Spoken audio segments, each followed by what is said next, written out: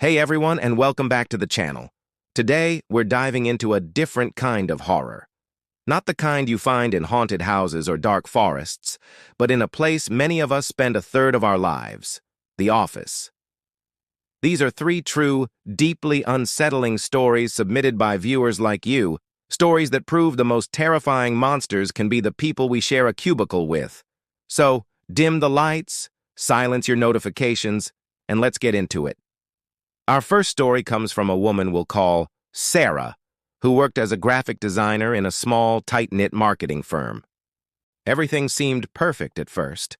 The team was friendly, the work was creative, and her boss, let's call him Mark, was incredibly supportive. He praised her work constantly, and Sarah felt like she'd finally found her dream job. But after a few months, the compliments started to feel off. Mark would comment on her outfits, her hair, even the way she typed. He'd say things like, "That blue dress really brings out your eyes," or, "You have such delicate hands for a designer." At first, Sarah brushed it off as awkward but harmless. But then came the emails. They started arriving late at night, long after work hours.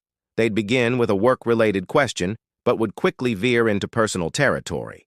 He'd ask what she was doing, if she was alone, what she was watching on TV.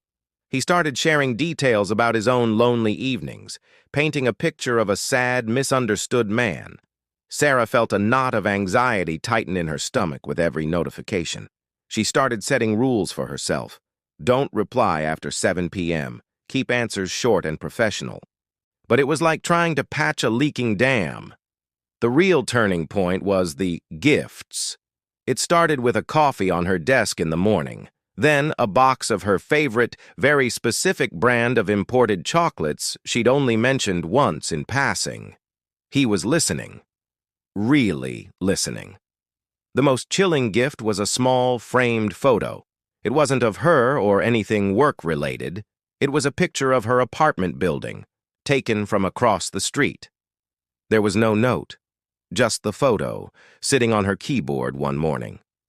Sarah's blood ran cold. He knew where she lived. This wasn't a crush. It was an obsession. She knew she couldn't ignore it any longer. With a shaking hand, she printed out all the late-night emails and took the photo to HR. The investigation was swift. It turned out Mark had a history of this behavior at previous jobs, something the company's background check had missed. He was fired immediately and given a restraining order.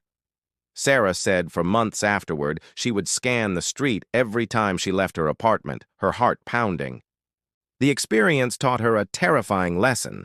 The line between professional admiration and personal obsession can be razor thin, and sometimes the friendliest face hides the darkest intentions. Our second story is a bit different. It's less about a single person and more about a chilling collective mystery. This comes from Alex, who worked the night shift as a data entry clerk in a massive, sprawling corporate building in the late 90s.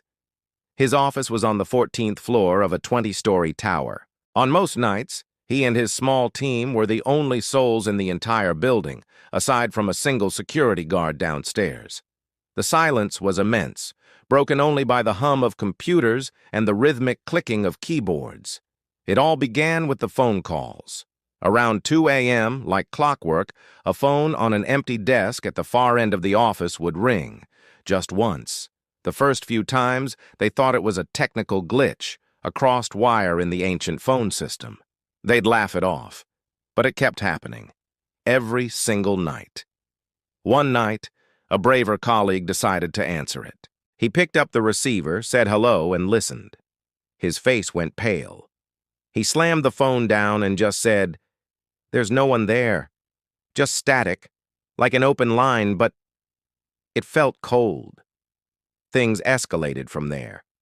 They started hearing faint whispers that seemed to come from the air vents. At first, they couldn't make out any words, just soft, sibilant sounds. Then, one night, Alex heard it clearly. A single, distinct word, whispered right behind him. "Help." He whipped around, but the office was empty except for his two co-workers, both engrossed in their work across the room. They hadn't heard a thing. Alex tried to convince himself he was just tired, that the long nights were getting to him. The final straw was what they saw on the security monitors. The security guard had a small TV in his lobby booth that cycled through the building's cameras. One night, Alex went down for a coffee and was chatting with the guard when the camera for the 16th floor, 2 floors directly above them and completely vacant for renovations, flickered onto the screen. For just a split second, they both saw it, a tall, shadowy figure standing motionless in the middle of the empty, gutted floor. It wasn't a trick of the light. It was distinctly human-shaped, but unnaturally tall and thin. They stared at each other, speechless. The guard rewound the tape, but the image was gone, replaced by an empty room. The next day, the entire night shift team put in their 2 weeks' notice. They never found out what was happening on those upper floors. The company offered no explanation for the phone calls, the whispers, or the figure on the camera. Alex says he sometimes still gets a chill thinking about that vast empty building and the feeling that they were never, ever truly alone in there. Some offices have ghosts in the machine. His seemed to have ghosts in the very walls. Our final story is perhaps the most disturbing because it's a slow burn, a psychological horror that unfolded over months. It comes from Leo, who worked in a highly competitive finance firm. The office culture was brutal, long hours, high stress, and a whatever-it-takes attitude. In this pressure cooker environment, Leo worked alongside a man named David. David was brilliant, a real numbers wizard, but he was also an island. He never joined for after-work drinks, never engaged in small talk, and ate lunch alone at his desk every single day. Leo's desk was next to David's, and he started noticing odd habits. David would meticulously arrange everything on his desk, pens, papers, stapler, into perfect geometric alignment. If someone accidentally nudged something, David would stop whatever he was doing, his whole body tensing, and fix it with trembling hands. It was more than just being neat. It was a desperate, anxious compulsion. Leo also noticed David talking to himself, not just muttering, but having quiet, intense conversations, complete with pauses, as if he were listening to a reply. One afternoon, Leo stayed late to finish a report. The office was deserted except for him and David. The quiet was absolute. Suddenly, Leo heard a strange, rhythmic thudding sound coming from David's cubicle. Thump, pause, thump, pause. Curious, Leo peeked over the partition. What he saw made his stomach turn.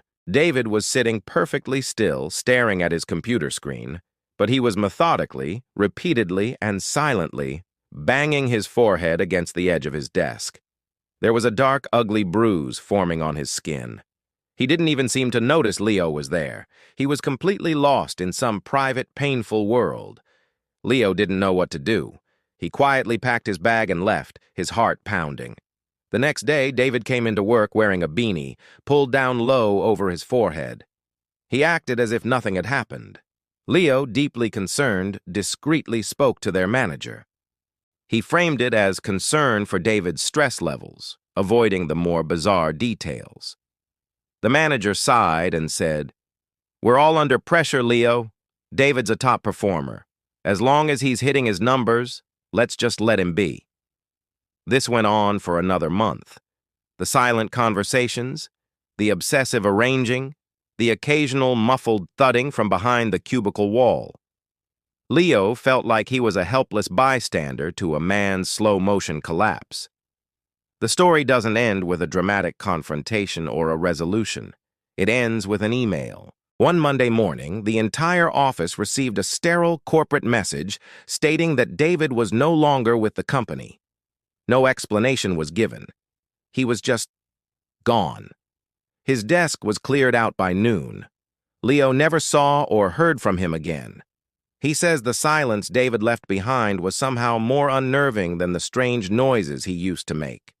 It was a chilling reminder of the invisible battles people can be fighting right next to us, and the corporate indifference that allows them to suffer in silence. These stories are a stark reminder that the real world can be far stranger and more frightening than fiction. Thank you for watching and for sharing your stories with us. If you have a true, unsettling experience you'd like to share, you can submit it through the link in the description below. Don't forget to like this video if you found it compelling and subscribe to the channel for more content like this. Stay safe out there, and we'll see you in the next one.